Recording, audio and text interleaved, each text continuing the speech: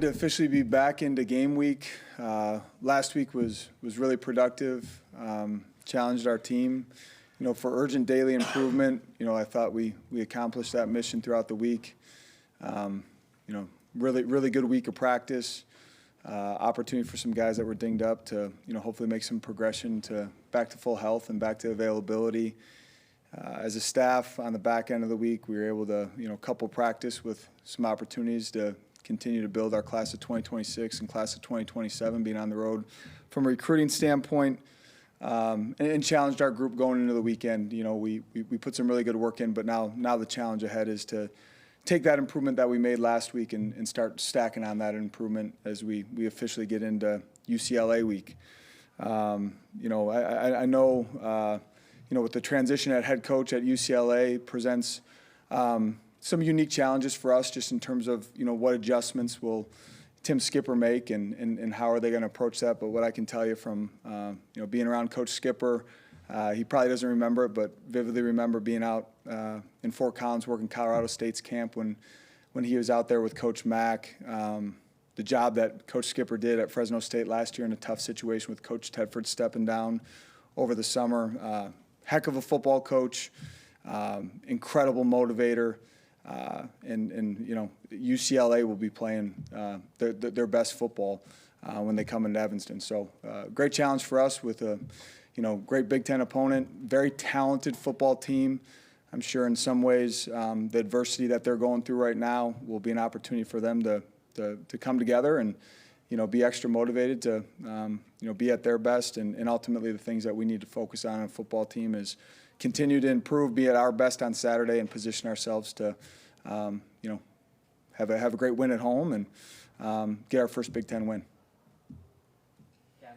Coach, you mentioned the opportunity to get a lot of the guys healthy. You were definitely dinged up in that secondary. How have some of those guys progressed over the last 2 weeks, specifically safety Damon Walters? Yeah, we're excited about the progress that is being made by a lot of guys.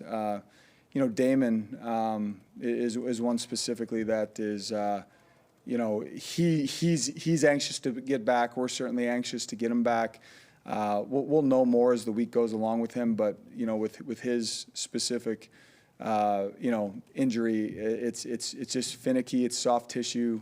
When we get Damon back, we need to make sure that we have him back for the rest of the season. But optimistic about his progression. We'll know more this week in terms of his availability for Saturday.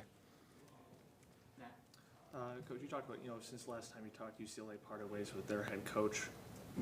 They were also on a bye week, so you haven't seen tape on what Coach Skipper's team looks like. How unique of a challenge is that, as you try to watch tape, study tendencies, when that, everything can kind of be totally different? Yeah, no, it definitely presents some unique challenges. And I think the thing that Zach and the offensive staff have to be careful about is not going down rabbit holes of chasing things that you're just letting your mind kind of wander in terms of what could they do. What I'm confident in is, Tim Skipper is a great football coach, very good mind in all three phases, but ultimately is someone that prides himself on, his teams playing with great fundamentals, great effort, great demeanor, and that showed throughout his career. And I think the thing that we need to understand is take the tangible things that we've seen from, their defense specifically, be wise about making sure that our offensive game plan is adaptable and adjustable to anything that they put out there, and ultimately put our guys in a position to play really fast. But it certainly presents some unique challenges. Yeah. Coach, you've talked a lot about this season about not wanting Preston Stone to do too much and letting him know that he can take some of the relief off and trust his teammates. Over the last 2 weeks, he's probably had, week and a half, he's had some time to, kind of take a step back, have a week off. What have you noticed from him, both in terms of preparation, just in this little bye week, and how he's gotten ready for the UCLA game? Yeah, I've noticed a lot of consistency, and it's all the things that we've seen since he's arrived in January. His energy at practice is infectious. There's a reason that this team voted him as a team captain.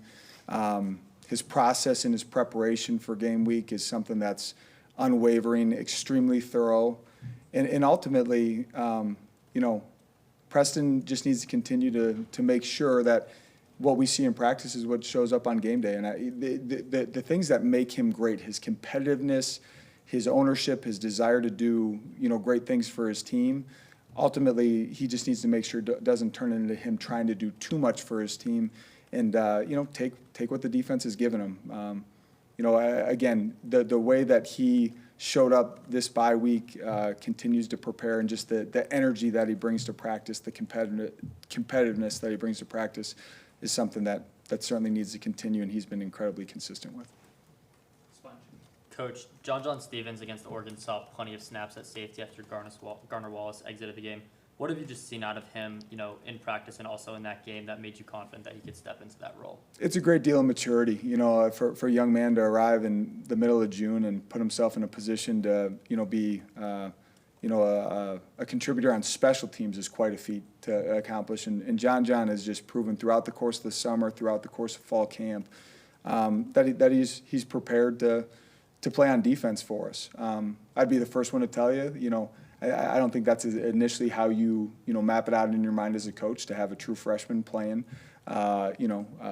meaningful, significant snaps against a Big Ten opponent. But, John has proven that he's prepared for that opportunity. Did some really nice things against Oregon, and also made some freshman mistakes. But what a great opportunity for him to learn from those, grow. Coach Barnett has done an exceptional job of expediting the maturity and the preparation out of those young safeties. You talked about David. Do you have health updates on Garner Wallace and Josh Russell? Yeah, Garner, we'll know more as the week goes along, but really hopeful that Garner's back, and optimistic that he will be. Josh, again, we'll know more later this week. Don't see it as a long-term deal with Josh, but definitely more questionable in terms of this weekend. Coach, what have you seen out of the development of your running back room since Coach Thompson has taken over? Yeah, we've been fortunate here to have, ever since I arrived with Lou Ianni and Chris Foster previously, just an incredible presence and leadership in that running back room. And as I've said before publicly, I think AT is taking it to just even a whole nother level. And again, I think a testament to that isn't just what we saw out of Cam Porter early in the year, and guys like Caleb Komolafe and Joe Hyman continuing to progress. But for a guy like Deshaun Reeder to step in against Oregon and perform the way that he did, I think is a testament to his ability to coach that entire room. And with Cam being down for the remainder of the season, that's something that's going to need to continue.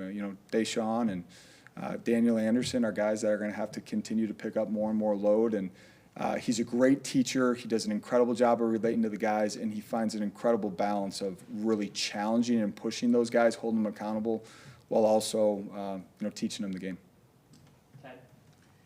Coach, UCLA's defensive line is pretty formidable. They have two defensive tackles that are, if you look at the scale, they're way up there. Can you tell us a little bit about, in particular, those two players? Yeah, good players. I mean, they're stout against the run, have the ability to be extremely disruptive, and a lot of it comes back to us continuing to evaluate who we are. When we're at our best right now offensively, we're effectively running the football, and that's the other portions of our offense are complementing off of that. But those two guys inside specifically will pose a challenge to move the line of scrimmage and establish that, especially early in the game.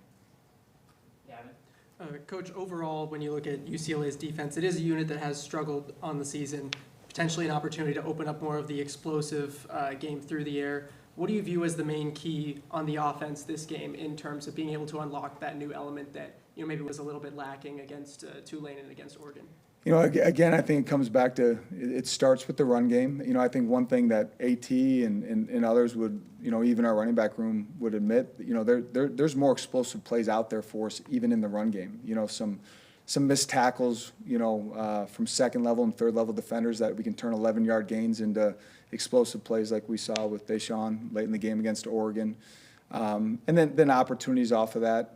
Again, chasing explosive plays in the passing game and trying to force it is the last thing that we want. But, whether it be through RPO, whether it be through play action, or simple efficiency in the passing game that leads to broken tackles, those things should come. The thing that, I've challenged our team and our staff on, it can be easy to look at UCLA's record or look at a score, but when you really look at, each progression of each game, this is a talented football team. This is a team that, really bowed up on defense a couple times against New Mexico, getting some stops with the ball inside the 10-yard line, forced a fumble, had their opportunities. They moved the ball very effectively on offense, super talented at the quarterback position.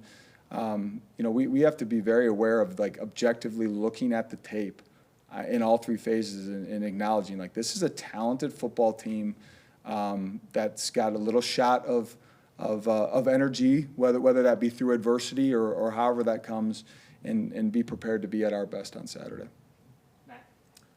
Coach, last season around this time, you made a change at quarterback after a 1-1 start by Mike Wright, in part because of ball security. He had 2 fumbles, interception. Preston in his 2 FBS games has 7 turnovers.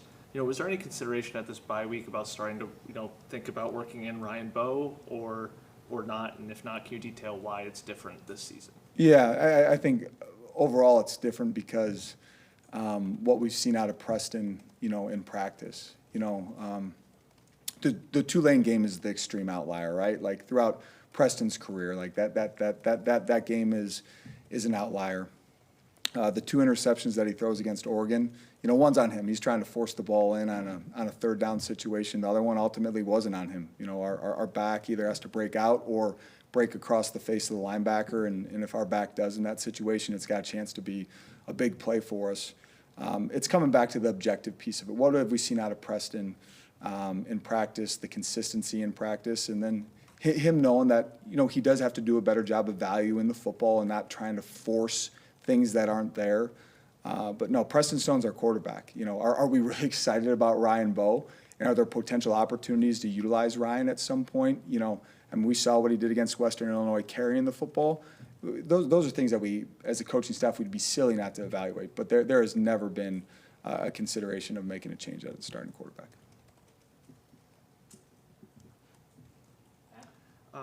Coach, going into the season, you really talked about Anto Saka as a difference maker on defense, especially in every down or increase role aspect after he's more of a pass rush specialist last season. He has been in the rotation, but so far he's been the 3rd defensive end based on snaps.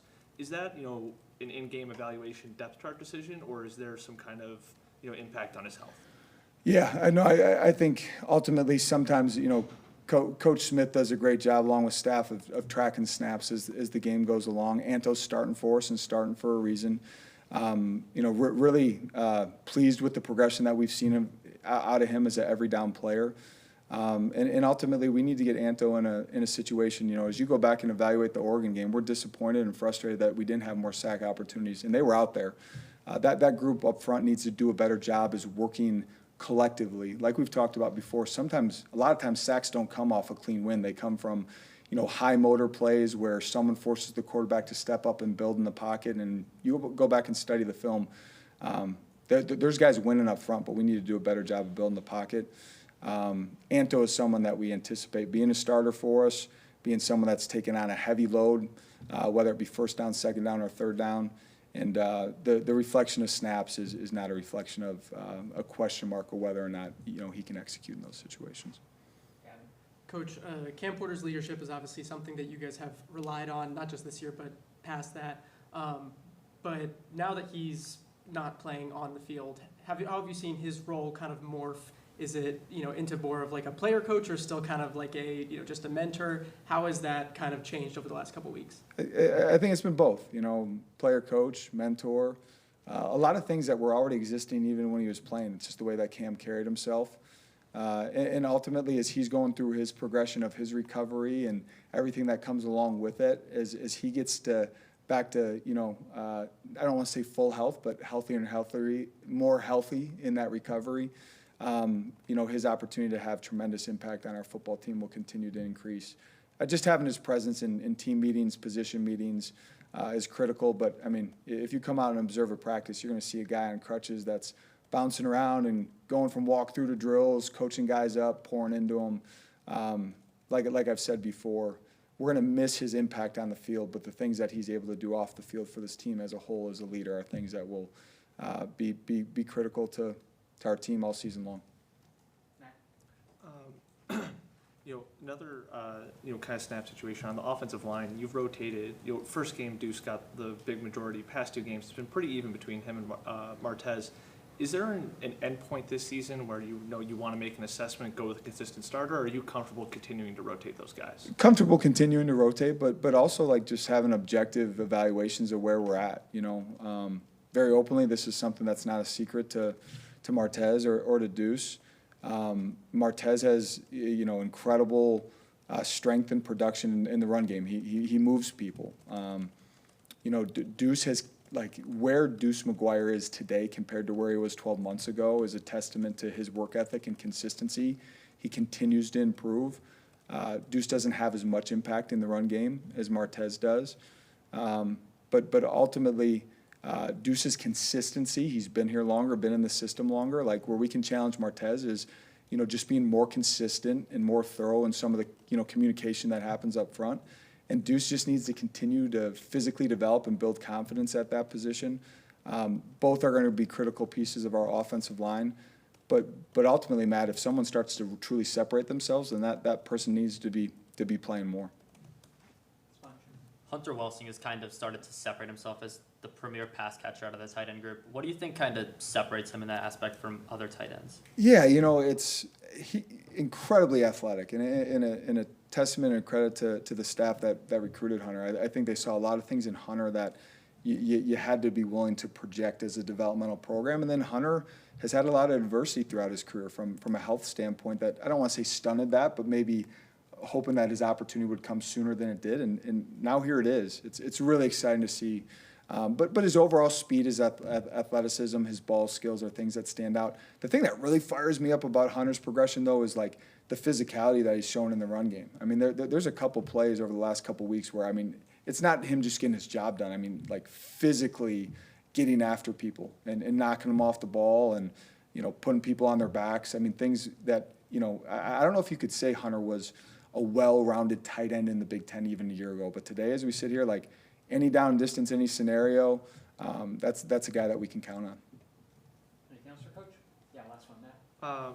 Obviously, I think Griffin's had a great start to the season, but it seems like you're still trying to find, production further down the depth chart. How do you assess the rest of your wide receiver room? Has there been more consideration about maybe working Hayden Allegan or Drew Wagner more into the starting rotation? I think Drew just continues to make plays, right? Like, we got to find ways to get the ball in Drew Wagner's hands. He's a playmaker. Still excited about Frank, still excited about Ricky. Hayden's continued to develop. We know that, and knew going into the season, like, this wasn't going to be something where we had one or two, like, primary target guys. Griffin's separated himself a little bit, but excited for that group to continue to make progress. And ultimately, when you got a guy like Drew Wagner that's making as many plays as he is, and has shown that, when the ball's in there and it's a 50-50 ball, he's going to find a way to come down with it. That's something that you got to find ways to get on the field more frequently. All right. Thanks, Coach. All right. Thanks, everyone.